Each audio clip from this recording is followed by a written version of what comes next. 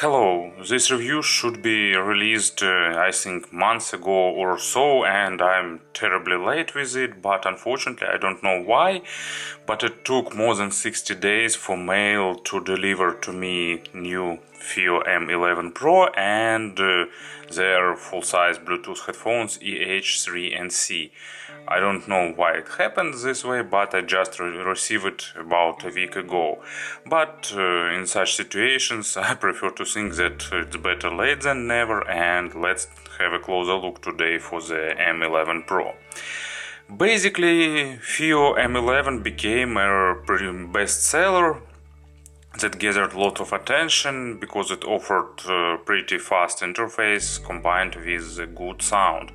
And also it featured a really competitive price for $150. So FiiO decided to use the same, same chipset, same case, but upgrade audio part. They've upgraded digital tonal converter chips to AK4497, two of them here used, and also they used THX AAA op amps, offering really good sound. So in terms of sound it's a really worthy update, but they have to sacrifice few things. First was the second micro SD slot, and second is the battery lifetime, because 4497 are much more power consuming, so it's not as long running as regular M11, but about the battery I will speak a bit later. Of course, price went up too, and its price is about $650. And also there is a stainless steel limited edition. Its price, I don't know, it's about 750 to 800, but I'm pretty sure that it's really stylish. So anyway, today we will talk about the regular version, and of course you already know that FiiO announced their flagship model M15, but M15 is on my way to me. I suppose to receive it in few weeks. I really hope that this time everything will go smoothly. So today let's have a closer look for the M11 Pro. Pretty nice, stylish box with good polygraphy. It was wrapped in plastic, of course, and of course I removed it. Not much information, but you can see that it has MQA support, THX technology listed here, and a lot of Bluetooth codecs, basically almost all of them. Inside of that box we will have another one. It's traditionally opened this way. Of course, as usual, on the top there is a player itself.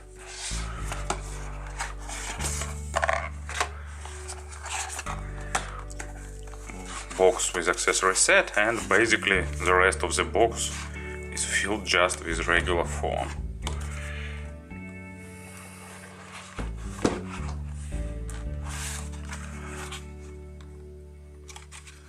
Here we will probably have a USB cable. Almost 100% confident about that. So yeah, here it is, USB-C cable and coaxial adapter. Here is a clip that is used to access to the micro SD slot.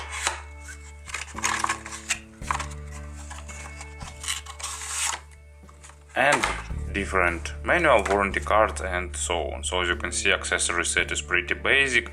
You won't even have the silicone case. Luckily I've got DD Hi-Fi case, but if you will be ordering this player, just take care, think ahead, and buy yourself, not for yourself, buy some case for this player additionally. In terms of design, it's totally, absolutely the same with regular M11. You can see the only difference is that here you will have only one micro SD slot. Besides that, size and actually weight is really close, and everything is pretty similar. The only difference is label Pro here and additional information about THX. So it's built really solidly, looks really stylish and pretty reliable. It's made of aluminium. Nice design, I like it, but of course it's a subjective, so here it is. You've probably seen it many times. On the left side there is tracks navigation, play pause button and volume control. On the top there is a on-off button with circular indicator, so I will press it. It will start booting, but meanwhile here is bottom side with 3 connectors: regular, 2.5mm and Pentagon. Actually 2.5mm connector looks a bit orphan here. USB-C, you can use it for fast charging, you can use player as a digital to analog converter, you can use it as a digital source, you can access memory and microSD card via this slot. So all functionalities that you can expect from this connector and from the modern player you will get. Backside has similar design with M11. It has carbon-like coating and it looks pretty stylish. Actually, probably it is carbon, but I am not sure. So, work time, it's about 8 to 9 hours from single-ended output and about 7 hours from balanced out. If you won't activate the All2DSD upsampler feature, because it reduces battery lifetime in a really noticeable way. Anyway, battery lifetime probably it's normal, not superb, but normal, so it's an option to consider. And surprisingly, you know, Aston Kern also had to reduce battery lifetime for the upgraded version of the DAB, just because more modern chips consume more battery. So player is pretty big, not the biggest one, but on the bigger side, and but it's still fitting nicely into the pocket because it's slim, at least to my pocket, and it really feels really solid in hand, so pretty nice viewing. So sorry, before viewing angles, it has a decent display. I did factory reset before this review, so here is regular boot up sequence and with introduction and all other stuff. Almost whole front panel is covered with display, it's almost edge to edge. Well, there is small bevels around the edge, but still it looks really nice. Good viewing angles, 720p resolution, nice color representation, really one of the best displays. Of course, iBus offers even better, but this one is still pretty good. It's sensitive and reliable, so it's a pleasure to use it. Player has all modern features: Wi-Fi, Bluetooth with all codecs. Bluetooth is pretty reliable, so it can be used as a transmitter or receiver, so it's another decent feature to have, so really feature-packed device. In terms of firmware, it's familiar Android 7 that FiiO used in their most recent creations. Here used pretty fast Exynos chipset. The player has 3 GB of RAM, so and about 64 GB of flash memory, so it's a pretty fast device, probably one of the fastest in the modern Android world. Of course, Android 7 isn't the most recent one, but most probably it will be enough for almost all usages. Of course, it supports all streaming clients and so on. It doesn't support Google Play Store because Google doesn't certify Play Store.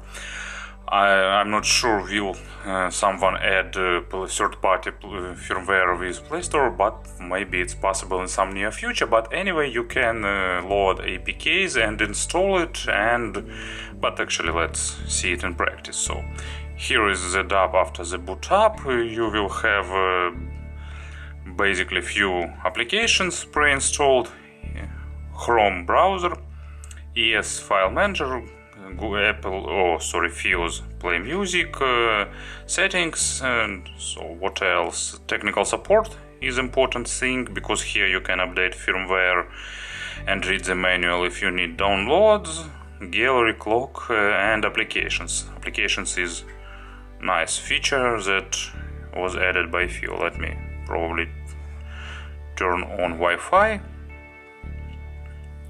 It will be connected in few seconds. So here it is, and in the applications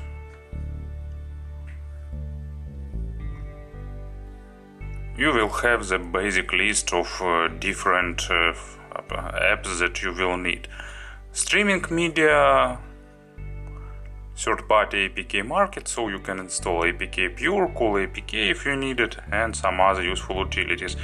And with APK Pure or Cool APK you can install almost whatever you want.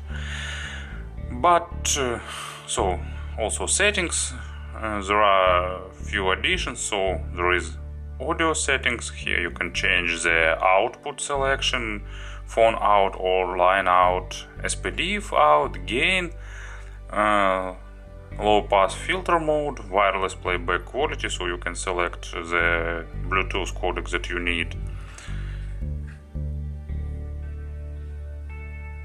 USB mode, balance, inliner mode, all to DSD. Actually this thing improves the sound, but unfortunately it drains battery pretty noticeable, but upsampling to DSD is really power consuming process. Adjustable volume at line out and AirPlay. I don't know why they put it here, it's pretty surprising place to find it, but if you turn it on it will be used as an AirPlay receiver. Well, a bit not logical, but anyway. All other stuff is almost familiar. So, of course, there is a pull down, drop down menu with USB mode, gain, filter settings, AirPlay, and actually mode change. You can select Android mode when you have access to the launcher, or you can turn the pure music mode. Let's do it right now, and player will boot up instantly to the FiiO Music. So FiiO Music is also pretty familiar for many audiophiles. You can download it from Google Play Store, you can install it from the Apple's App Store, and of course it's pre-installed on the FiiO's devices, the most recent and the best version. So after boot up you will be taken to this screen. So here is settings, now playing screen, current playlist, local music playlists, DLNA, and recently played tracks. So let's first see the now playing screen. Big album cover, information about the track, tracks navigation, Ravine scroller, play order, favorites, add to playlist, and information, and this button for the current playlist. Then we can go back, and here is settings. Sleep timer, should player resume after the boot up? So yes, I'd like to turn it on. Resume song or position. Scan for music, theme, you can use custom background or you can use blurred background. There are a few different options, and you can customize the background, can select transparency and blurriness, so and an interface adapts to the current playing album. Equalizer, well, it's pretty basic, nothing to see here. FiiO Link, it's nice feature for the remote control, reminds Hibi Link not only by the name but also by the idea. Gapless playback, play through folders, auto access to the external USB digital tone converter, should show lock screen with album art, replay gain, nice if you need it to, if you have some compilation with tracks with different volume.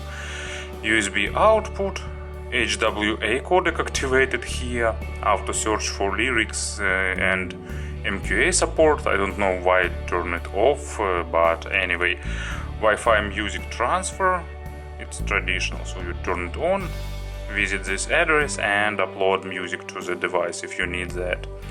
Language, reset database, Bluetooth device control. If you connect some device like BTR3 or something like that, you can change some settings there. And additional menu on the now playing screen, so you can see all necessary features really at your fingertips. Local music browser, also pretty familiar. You can see that device is really fast with almost instant scrolling. All tracks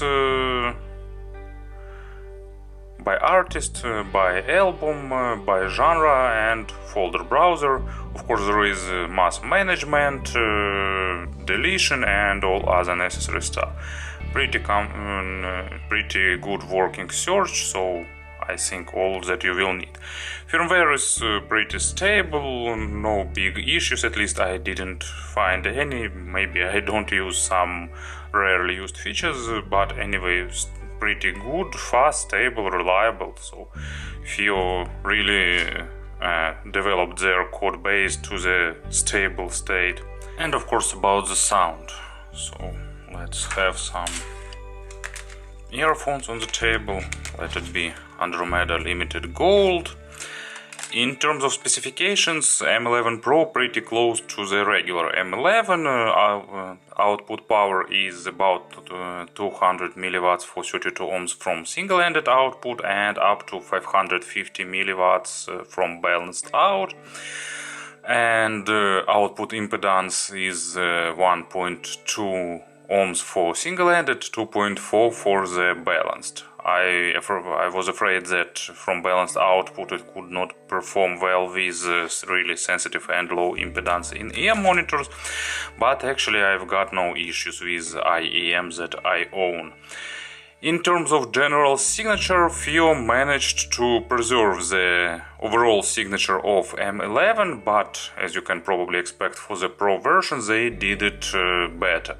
It's still pretty natural, really resolving with really good level of extracting micro contrast, but at the same time it's not making such a big focus on the micro contrast as regular M11, and overall it's sounding more musical and probably more engaging.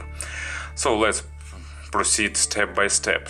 And low frequencies is not colored, not accented, it's tight, impactful, and they go pretty deep and preserve the good overall control, so it has enough power to control almost all headphones, and on the low frequencies it's probably the most noticeable. Really good in representing textures and really detailed and pretty monitoring, but at the same time not dry. When there is some kicks, some explosions, some bass rumble, it will represent it nicely. And as it has a bit more body at the low frequencies comparing with M11, actually comparisons with M11 is unavoidable, so as it has more body, it's sounding more realistic, especially with the acoustic instruments that require some additional weight to represent the decent body and give you the sense of realism.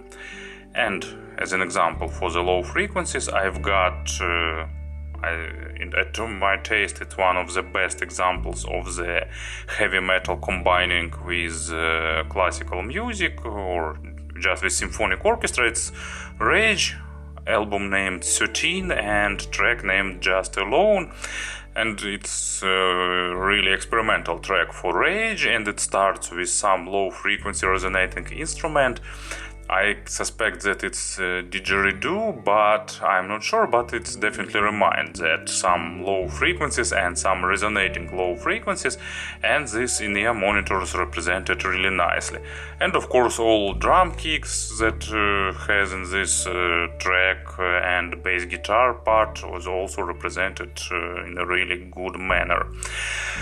So mids are natural, without any additional coloration, without attempts to exaggerate the emotions, to add some additional weight, to make them sounding more efficient than they are. So, but at the same time they are really resolving, really detailed, pretty analytical. So this player require really well recorded tracks, because it's pretty critical to the quality of records. But with properly recorded tracks, it will reward you with surprising level of overtones, of nuances, of everything that is present in the track. It's detailed, and it's really good in building the stage. It's actually a bit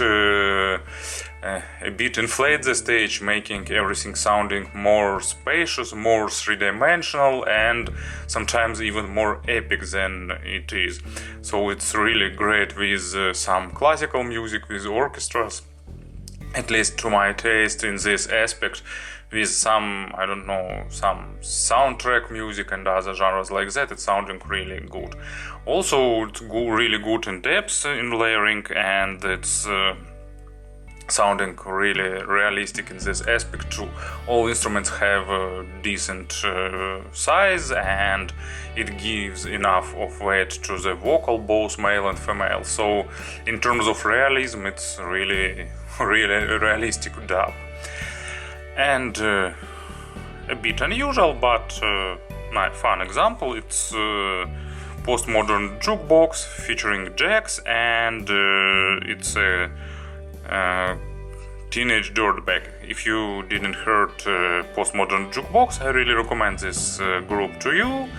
They totally correspond their name, because they making covers of popular rock music, pop music, and sometimes electronic and other different tracks, but they making it in vintage style, usually jazz, but sometimes blues, cabaret, and other similar subgenres. It's it's a fresh look for all these tracks, and it's sounding in a really engaging way. And this song really change. It's the case when arrangement change everything in the track, and it's sounding absolutely different. So it shifted from that pretty pop like sounding tune to some musical style or something like that. But Jack's vocal is really staple of this track, because it's emotional, and I suppose Jax is the name of the singer here. So it's an emotional female vocal with sometimes going really high, and this player really do the great thing to represent it in the full glory, with all that emotions, with all that details and nuances. And treble I liked with M11, and M11 Pro is even a bit better, because it's more extended. It has really good extension, really good resolution, lifelike attacks and decays. It's lacking a bit. M11 was lacking lacked a bit of saturation, a bit of overtones. This one fixes that, and it's really nice saturated treble. Maybe not absolutely perfect, but really good. For me, sounding really rich and giving you all the nuances of the room where music was recorded, all the rich overtones of the instruments, and so on. And example track here is Sigurdur Rögnvaldsson. Well, still not sure how to pronounce the name of this musician. I really like his music, but shame on me, I don't know the correct pronunciation of his name. So it's it's probably it's that genre that usually it's hard to classify, and usually it's classified as a jazz, but it's like, what is it? I don't know, let it be jazz. But actually it's kind of avant-garde music, really a lot of different instruments, really a lot of improvisations. And Giant Firefly, name of this track, it has really unusually sounding saxophone with distortion, and this instrument goes really to the treble domain, and with realistic treble it's sounding unusual and engaging, and this player really do it pretty well. In terms of power, it's more than enough for vast majority of headphones, especially from the balanced output. There is a slight difference between single-ended and balanced output, because balanced sounding a bit better in terms of control, but actually, you know, I'm not agree with those who say just get the balanced cable and listen from the balanced output, because with many headphones there won't be big difference, because balanced output main thing is that it delivers more power, and it will be beneficial only if your headphones are power hungry. For example, Teen Hi-Fi P1 definitely sounding better from the balanced output. As for Campfire Audio Andromeda, actually the difference is really not that big, especially if you use if you will adjust the volume, because balanced output is more powerful and it's sounding a bit louder. If you adjust volume switching the outs, the difference won't be that big. It's pretty good in terms of black background, virtually no noise even with sensitive in-ear monitors with Wi-Fi is on, at least in my tests. So it's a pretty good addition, good evolution of the M11 sound in almost every aspect. In terms of comparisons, I will try to be quick this time, because it's definitely separate video is required comparing all the dubs in higher price range, but in general versus M11, it's M11 on steroids. It's a bit better, it has a bit better and more realistic weight, so it's giving a bit more organic representation, but at the same time it's still natural and resolving, and it's more, especially it's noticeable, it's more natural on the treble, probably the most noticeable area for me, and also it's better in terms of staging.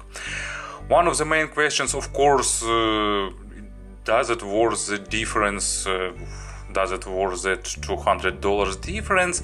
And the answer, it depends. For me, it's totally worth this price difference, and for me the answer is yes, because I like this representation and I'm okay to pay for that. But I can't say that like you definitely need to spend this $200, because M11 is also really good, and difference probably isn't 30% better, so it's not huge, but it's pretty noticeable. So and the answer, you need to decide yourself.